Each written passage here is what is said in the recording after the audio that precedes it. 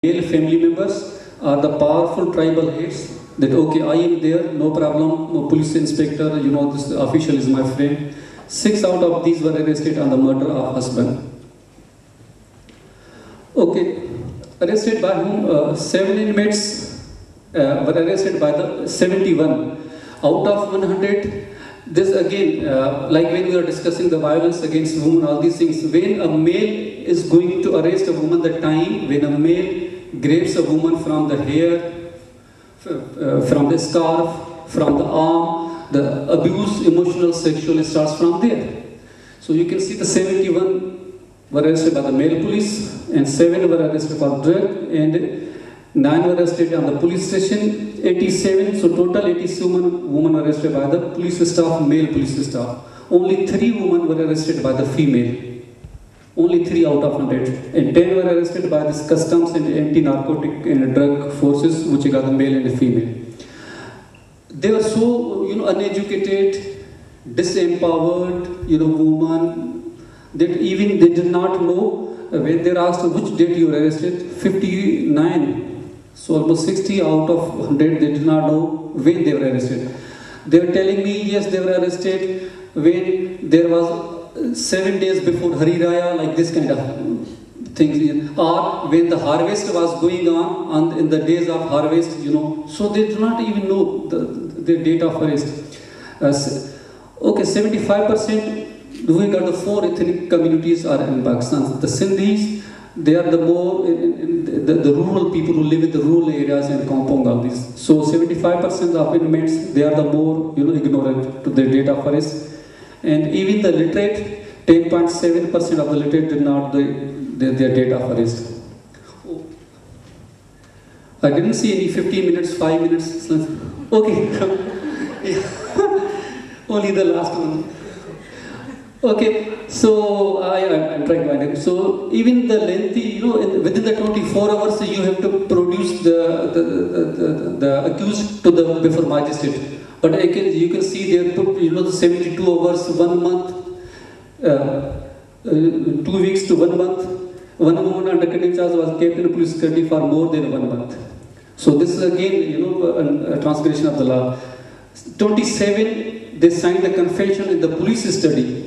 I'm just reading one line. Under the torture, physical, and out of 27, 7 were signed on a blank paper. You signed it, and all the crimes and charges are written thereafter. So there's a thing that signing a confession and length of study period they do, and they manipulate. And by this time they are in the police custody. They try to settle this out of the court. We call it local settlement jargon, in which they settle, and then they ask the woman to confess or to withdraw. So, and again, they don't have any kind of, the lawyers, even the NGOs. Just one aspect, the NGOs, I don't know about Malaysia and Pakistan, the NGOs work only urban areas, they go for photo sessions and all these things. So out of 100, only 11 women were given the lawyers because they were so poor by the NGOs. And 75 inmates are under trial, 15 convict. These are the details, the 6 life imprisonment, no is convicted with the death sentence and all these things. So their ignorance and empowerment was the issue, and then the male co-accused were with them, and then arrested by the male police. NGOs are more focused in the urban areas, and there's a rural-urban divide for this one. These are my references. Okay, just the pictures. This is Central Prison, 1904. You can see its date. These are some women prisoners.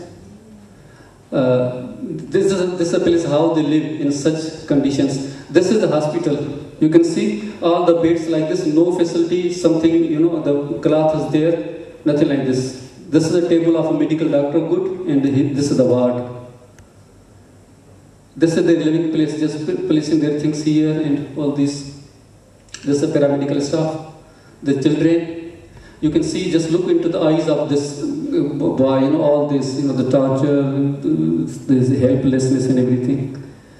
This is a prison, very old and all these things. The map of Pakistan. Oh, thank you.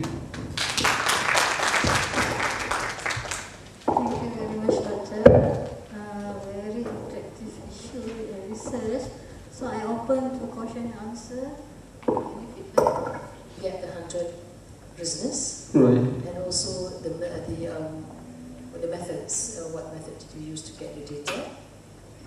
Second, those co-accused men, how many of them, like if you have 10 women, then you have 10 co-accused men.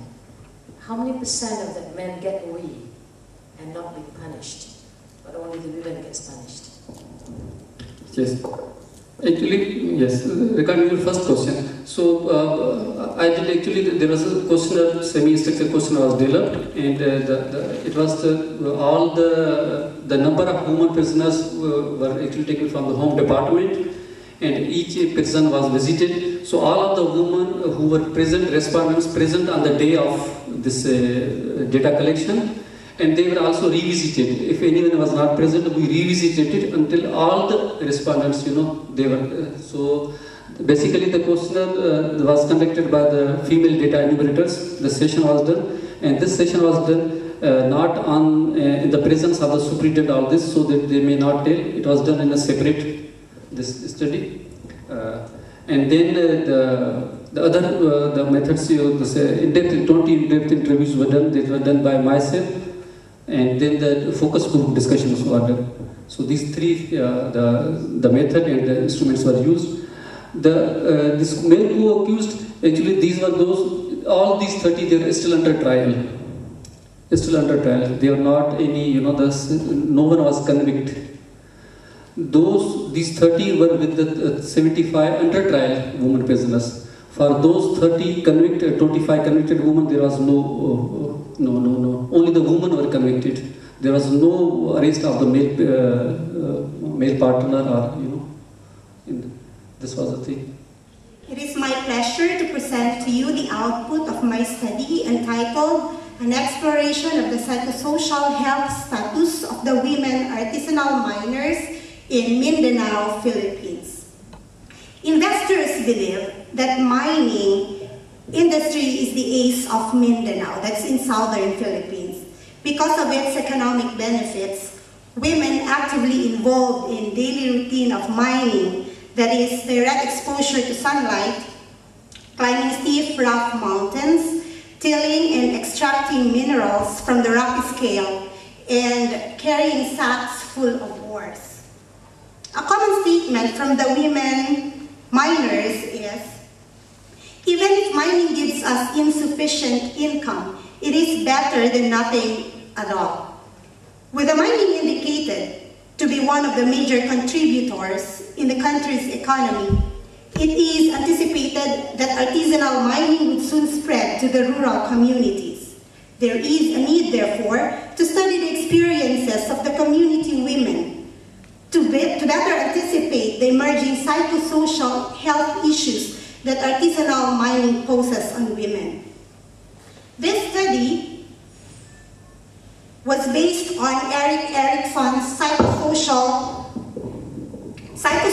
development theory of adulthood, which essentially states that each person experiences internal conflicts linked to life's key stages, which help define her growth and personality. Furthermore, this study was anchored on the core of Bandura's social cognitive theory on self-efficacy.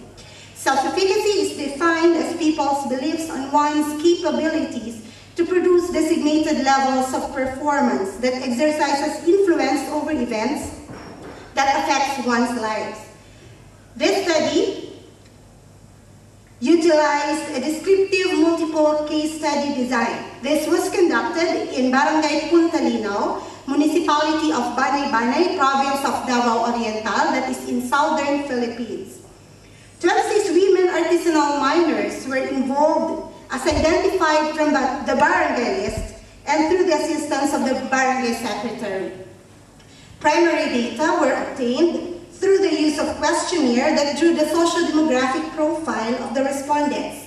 A 21-item questionnaire covering perseverance, stress management, and coping processes was also utilized.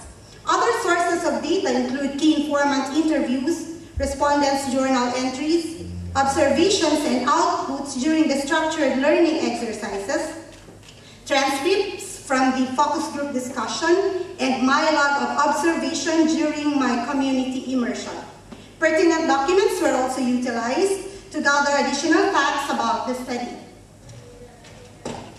Most of the women artisanal miners who were involved in the case studies got married at an early age and were not able to finish school because of lack of financial capability. They were driven to engage in mining for many years to sustain the basic needs of their family. Most of the respondents have husbands and children who are into mining as well. More often than not, most of their children are forced to stop schooling and work for a living. Others marry at an early age or leave home to find work. Despite being poor, the women have not surrendered to the trials of life, holding on to aspirations and possessing a self-related condition that I can do it.